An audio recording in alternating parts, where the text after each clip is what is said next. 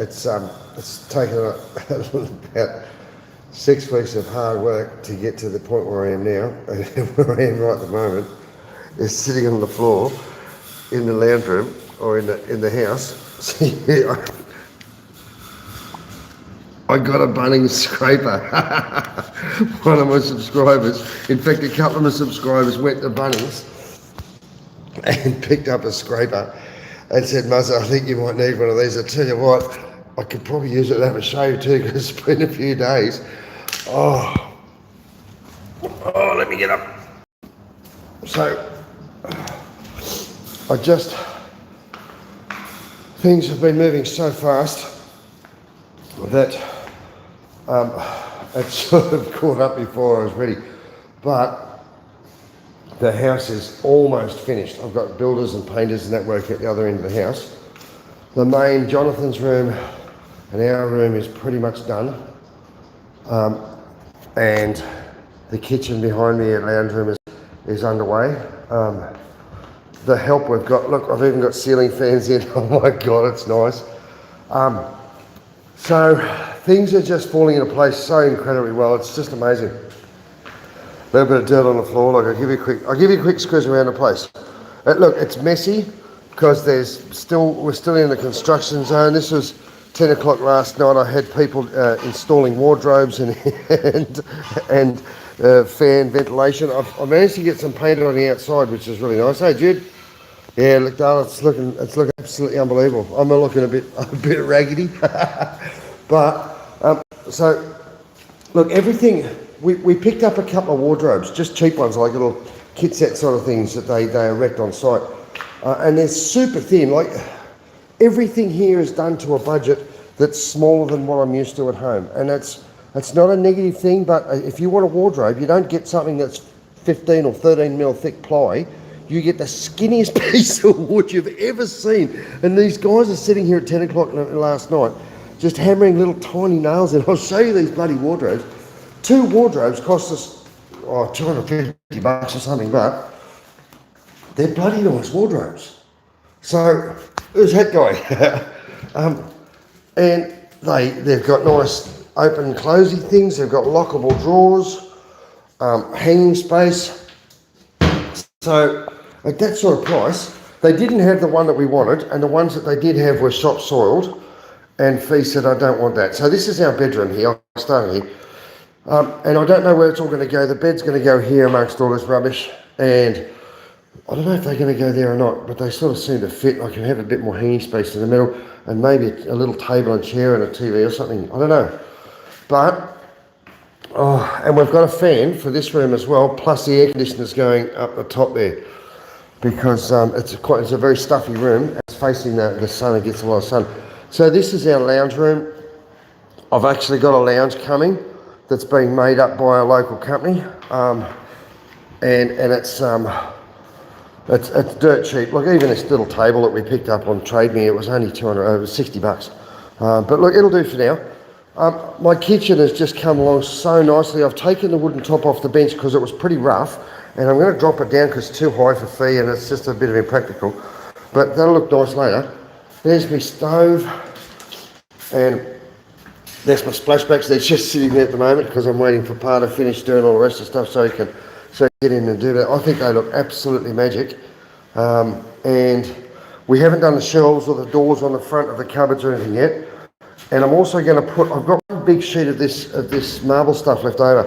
So there's 600 by 1200 sheets. So I'm going to bring it out 300 and just have a long skinny countertop the same height as that runs right across. That's a bit of a prep bench, but it also gives me maybe like a thin pantry or storage for cutlery and plates and stuff like that. So look, I just love it. I think, can you just imagine this place with some beautiful big monsterosa of ferns and plants and pot plants and stuff in here? I think it's going to look just beautiful. I'm going to keep it nice and simple. I don't want to overcomplicate it or make it too busy, and I love that clean look. I've got a fridge coming as well. We've got the truck with the boys in it this afternoon, and that's on its way. Well, it's coming. Nearly everything that we've got's been boxed up or bagged up already. So Jonathan doesn't even have a door yet, poor bugger, and that's where his fan's going to go, which is right there in the box. Look, we got those fans.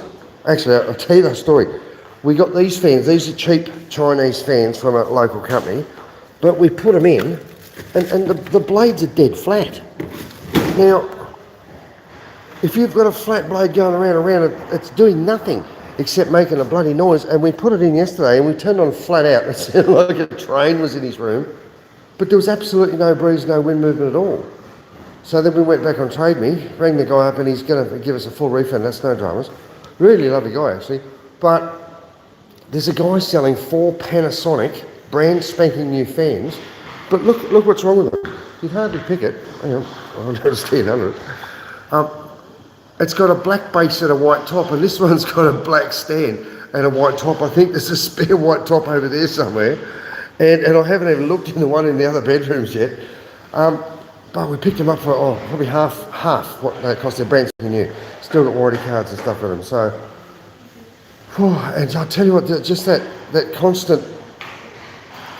I think they're good, Jude. But the laminate is starting to fall off them a little bit. Now I've got a master builder there that can do absolute wonders with this. What I like about the chair and tables, I want to whitewash all the wood work in here, including the overhead cupboards and the kitchen bench tops, is going to be whitewashed wood. And then these, you fold them up inside there.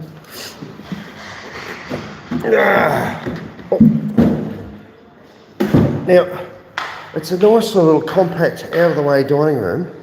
I've got that huge painting that we bought in Tanalock that's going to go there. And I'm going to build a partition from there to just on the floor here. A timber overhang on a dwarf wall. Yeah, that's exactly what I want. It's exactly what I want to do. I want to actually have like what do they call it, a floating bench. So I'm going to drill a hole through the cement. This is all cement, so I'm going to drill a hole through there at the appropriate height, have a bit of a lip, and have the solid timber bench come out there, and I'll just screw it up from this side. And I think they'll look nice. We'll clean that top up and make that look pretty. So there'll be a nice bench that you can sit here. There'll be a little sort of servery, and then down on the other side there's going to be a little bit of another prep bench as well. So I'm going to put this partition just here, and it's probably only going to come like maybe 2 meters tall, and just have like timber or steel slats, white slats with decent gaps, like a bit like a gate. And the reason for that is if I'm sitting here in my lounge chair, I've got nowhere to put the bloody television, and that's too far away. And I don't want. I want to keep that wall nice and clean. But I think a nice little white partition just here, that sort of gives only sort of halfway, just wide enough for the TV to be protected. We can mount the telly off that. It's not going to get in anyone's way. It gives a little bit of separation to the back, to the dining room, and a little bit, it just sort of creates a bit more of a natural walkway, but it doesn't sort of exclude anything off and cut the room off. And if I'm smart, I might be able to just have the TV tilt around a little bit, because on that side that's where the beer garden's going to be. Now I've got huge plans for the beer garden. I'm going to do a weekly vlog from Muzz's Beer Garden, called Muzz's Beer Garden, because this area at the back here, or to the side, this is my little sanctuary. This is where I'm going to come and it's going to have plants all over it. I've got some beautiful red palms, they're called, and they've got red stalks and nice green fronds. So we're going to have palms. If I can, I want to get a little pool or a jacuzzi in the corner there. I'm talking when I'm rich and famous. It's going to wait a while. But nice little outdoor chairs and tables, and just a nice little plant-ridden, green, quiet place that I can just relax and enjoy life. We might even be able to put a day bed or something up there. And this is somewhere I can invite my friends over. We can sit down, we can have a beer and a chat, and talk some shit. And look, I've got my water filtration system there. That's just magic, man. Look, it's taken all the smell and the yuckiness out of the water. I've still got to wait. So the go is with these water filtration systems. See if I can show you. Let me just open the little lid. So there's my little makeshift lid. So this is a ClO2 injector, And what it does is every few litres of water, it injects a little tiny, and what it's injecting is a naturally occurring disinfectant called ClO2, and it's along the chlorine family, but it's not just raw chlorine, which is actually quite toxic. This thing is, I actually had a good read up about it, and it's a natural disinfectant. They use it a lot in liquor industry for things like cleaning out home breweries and wineries and places like that. It's used in meat processing plants. It's used all over the world to clean stuff, and it's in small doses. Very, very safe for human beings, and it actually kills a lot of the negative, what they call pathogens, but it doesn't kill good biodiversity. So it doesn't kill your gut, but it does get rid of a lot of the bugs. It gets rid of viruses. It gets rid of a lot of the nasty stuff, which is quite amazing. I don't know how it works, which ones are good and bad, but apparently it's just magic. So this system just injects a little tiny bit of this in every time you turn the tap on. It just goes dip, dip, dip, and once they get that level right, and they come and test it a couple of times and make sure that the water levels going through the system are within tolerances, what they want, then they take it off, test the water, make sure it's perfect and drinkable, and if not, they might need to make some adjustments. There's other filters that, depending on if you've got water, brackish, like salty water, or depends on what minerals and stuff they've got to take out, or if they want to put stuff back in. So it's complicated, and I'm not saying I'm an expert at all, but in a few days' time, hopefully, Steve's going to come back and we're going to be looking at getting a water test done. I already notice a massive difference in the shower. I'm not getting itchy in the shower or stingy from the water. It smells immediately cleaner than the water that when we first came here smelled a little bit sewage, a little bit rank. So look, I'm so looking forward to that, because look, the one thing in Bali I hate the most of all is brushing my teeth with bottled water, and I hate the idea that I can't just stand in a shower and just wash my hair and have water in my face and all that sort of stuff. It's such a different way of life for me, and to find out that you can actually have drinking water for a relatively small price, I'm wrapped. I'm just excited. It's such a big thing to me. So the kitchen is almost done. I need a little bit more steel to do some more work there.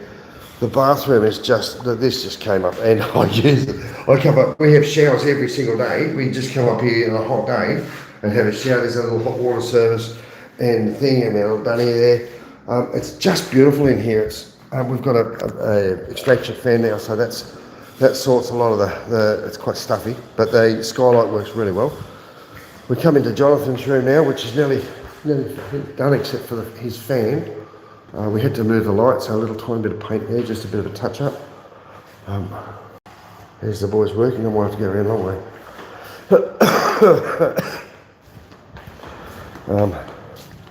For those who hadn't seen the front of the house, we put a bit more paint on the front, just to clean it up a little bit. I was going to leave the front till later, but I thought, no, look, I'll just get in and do it while these guys are doing their job. And I love what the neighbour's done. He's got all these plants on the outside, so I've got a big grate and a drain there.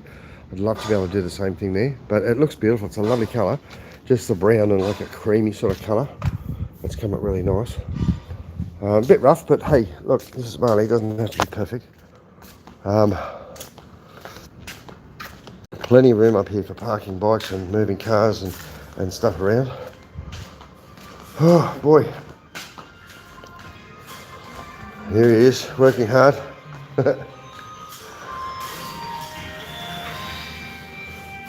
Always with the filtration system in their mouth, the charcoal carbon filtration system.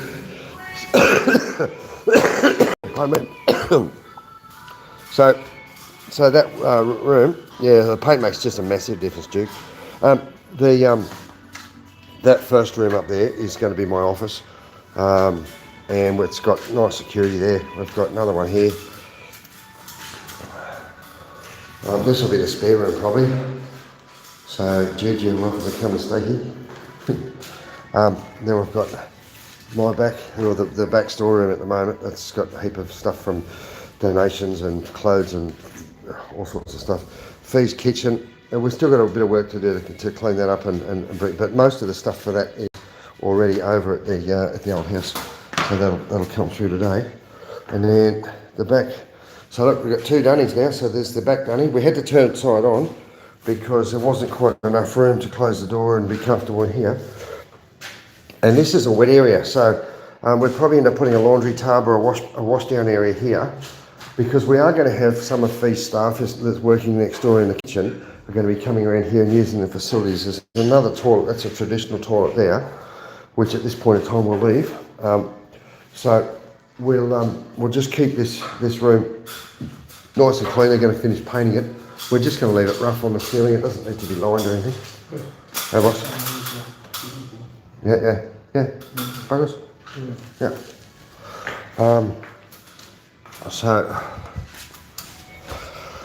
Oh look, it's just amazing. It's amazing how quickly it's come together. I just can't thank so many people that have been helpful, generous, supportive, offering to lend a hand, bringing paint scrapers over. Honestly, those paint scrapers have become so useful, because the floor before we got here was rough. And I've just started this little patch here already compared to just next to it. A lot of that's old paint and glue and stuff from the previous builders or previous development. And just having a proper scraper, even this one here, this guy, someone's seen one of these, are fantastic. It's quite stuffy in here still. And when the air conditioning comes in, I think they're coming in this afternoon to bring the one from the old house. It's only a small unit, that'll go straight in our bedroom. And we've still got the vents above the windows that don't have fly screen and stuff, but there's not too many mozzies around here. So I think at the moment we'll be okay. We're still going to be building, we're still going to be finishing it off while we're living in here. But we've got to get out one day, and the easiest way to get these guys and to get it all happening, instead of trying to get to and from, it's only 150 metres down the road, but it's still quite a hassle to come up here and then, I just want a cold drink, I haven't got a fridge, so I've got to go down there and get a drink, and I've got to come back. Or if I'm at home, I want to come up here for a shower, because I like it. I like to shower now because it's so nice. But Jonathan's so funny. At home, because he showers with a bucket and a ladle, he's out of the shower in 2 minutes. He says, have you had a shower? Yeah. But it's nearly always just a cold bucket. Now, a cold shower is not bad over here because it's so hot. But you put him in our shower now, and he's in there for hours just enjoying the water, singing and playing with the acoustics of the room. But he's like, it's going to be such an exciting move for him. Since he was a little tiny kid, he's lived here in Bali with his mum and his grandmother. And when I first met them, they lived in a single room apartment, about the size of our bedroom, so very small, with a tiny local dropped toilet en suite. That was it. There was no kitchen, there was no laundry. They had a washing machine in the bedroom with a hose that went out the door. They cooked on top of the kitchen with a little camp stove. It was very, very simple and very humble place that they could afford to live. And they gradually were able to move into the place where we're just leaving today. And that's a 2-bedroom place. It still doesn't have a kitchen, and it's got a separate little bathroom, still with a tiny toilet and no flushing mechanism and no shower or anything like that. There's no hot water in the house. In fact, most of the houses over here, most of the local houses don't have hot water. It's not a big thing for them. They cook everything in cold water and all that sort of stuff. So, well, I mean, they wash their dishes in cold water, which is very foreign to me. So there's a lot of things to get used to. But now we've got hot and cold water in the kitchen and the bathroom for here. So that's perfect. I don't have to worry too much about getting grease off and stuff like that. Moving into this sort of house is going to be the first time for Jonathan that he's actually had a proper house to live in. And he's had his own bedroom for a little bit now in the last place, but it was a compromise because there wasn't enough room in there for a study desk and a wardrobe and all the rest of the stuff. So he is just going to be blown away. The little tiny puppy, honestly, I don't know what breed this dog is, but it's about that long. It's tiny, and it looks like a miniature Saint Bernard. So I want to get a little a little keg, make up a keg out of a piece of cork or something, and put it around her neck and do a photo. World's smallest Saint Bernard. She's going just by zonkers. She's just so well. Honestly, she had a week where she just about gave up the ghost, And I sat down when I had a big talk. We took her to the vet and said, listen, she's losing the will to fight. He put her on some vitamins and some gut bacteria probiotics, and it just fixed her straight away. Within 24 hours, she was, I want to eat again. And within a week, she was going crazy. Now she's 6 weeks old. She's probably, realistically, like a 3 or 4 week, or maybe a 4 week old development. I think her development was quite retarded by being on the bottle and not getting enough nutrition and just being abandoned and the whole thing, because she was only like a day old when we got her. She's just going to go crazy in this place. She's got a yard to run out. I've just got to put some mesh under the door and she's safe. But she's just starting to get to that sort of puppy running around stage now, which is crazy because she's so tiny you can't even see where she is, and she's just she doesn't know that you're supposed to go outside for the toilet, so she just goes wherever she feels like at the time. But look, she's just going to have a great time. She's going to love it in here. Moving's going to be difficult because we've just got to find a place that's safe to keep her, that she can't get in trouble. I might lock her in the kitchen. There's another job for me. Do I have nasi campur? No, I didn't have nasi campur. I tell you, my tummy's been a little bit funny again lately. I've got to watch myself what I eat over here, because certain things set me off. And the only thing I ate yesterday was yogurt, and I end up like getting a bad reaction. And it wasn't. I was like, hey boss, here's my Sparky coming to put the AP in. So guys, there's a million things going on. So much grateful for you guys' support and whatever. It's been a massive journey. It's been amazing and enlightening and frustrating as hell to do business with these guys, because in there already. Yeah, thanks, boss. He's already got his safety helmet on. Just sitting. Oh yeah. Yeah, thanks, boss.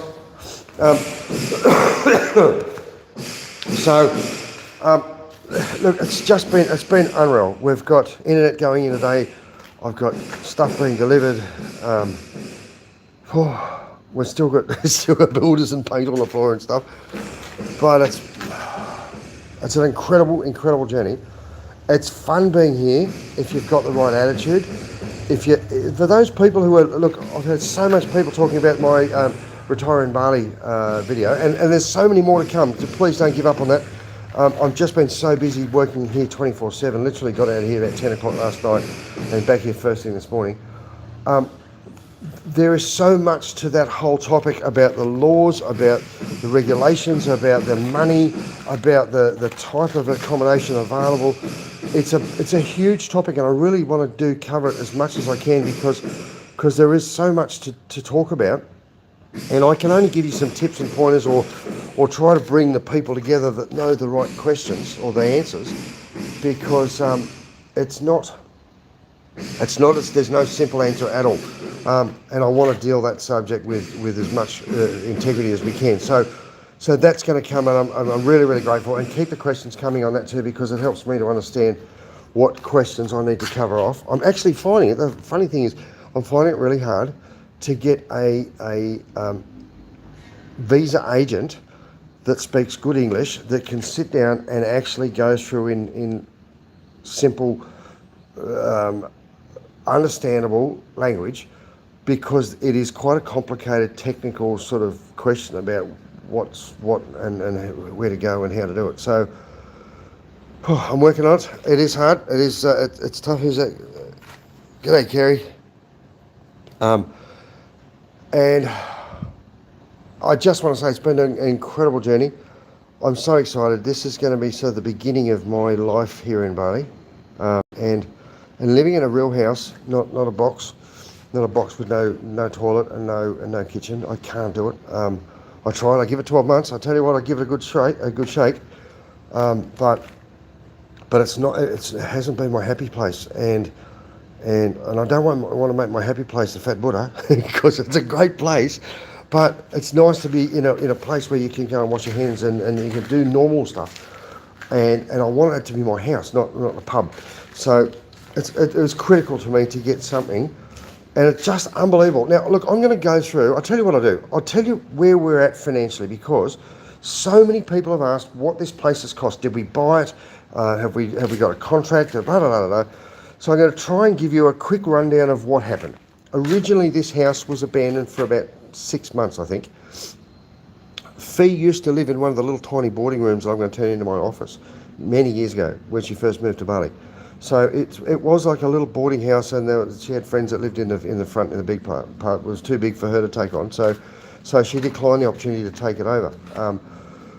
When I came back from Australia at Christmas time, when we came back from Australia, I decided to ask. I drove past and went, that place is completely empty. We should find out how much they want for it.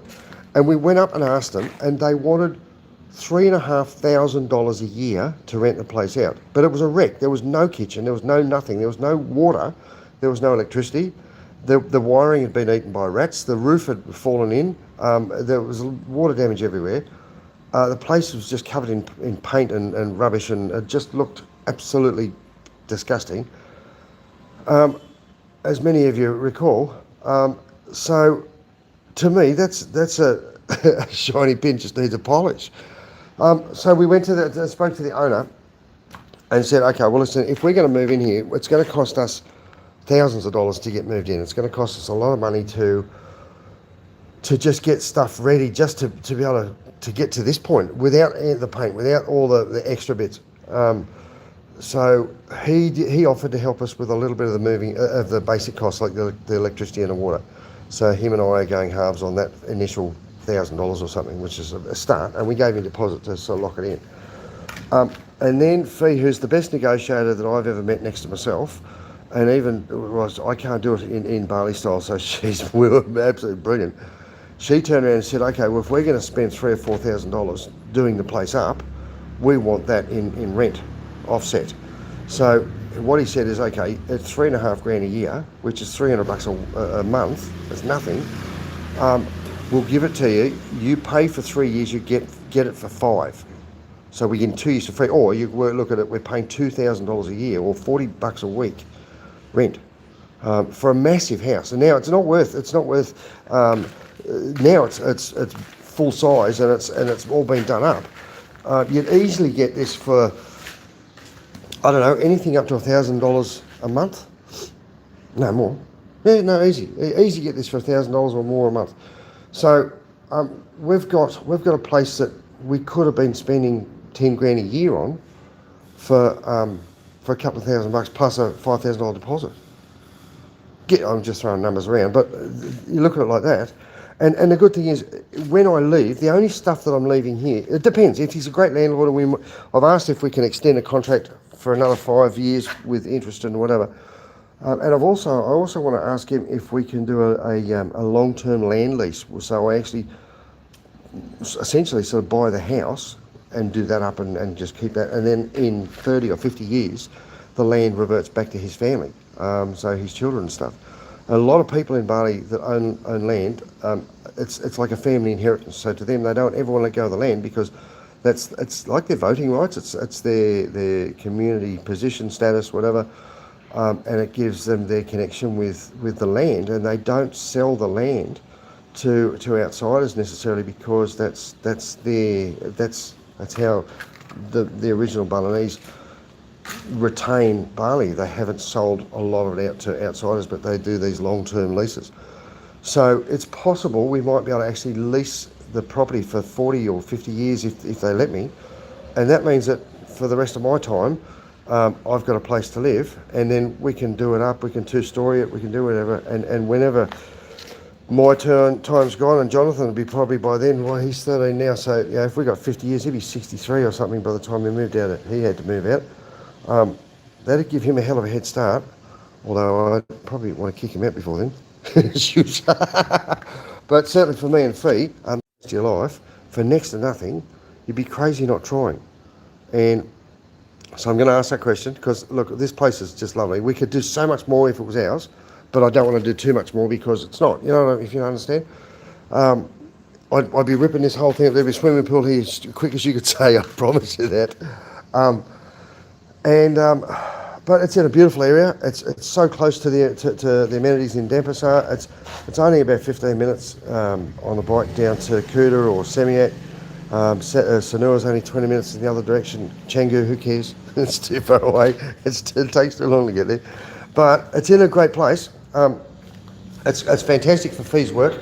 It's just around the corner from Jonathan's school, and for me, tropping around all the time where I do, it's perfect, and it's got access for us to be able to load trucks and buses of people or donations and supplies, so we can head up the mountain. So it's perfect for what we need. And that being the case, I'd love to see if we can just extend what we've already got and make it a little bit longer term. But hey, listen, if it gives me 5 years to make my mark in Bali, I reckon we'll be doing pretty bloody good. Especially, listen, the last 12 months have been like a whirlwind. I didn't have a YouTube channel before I came to Bali.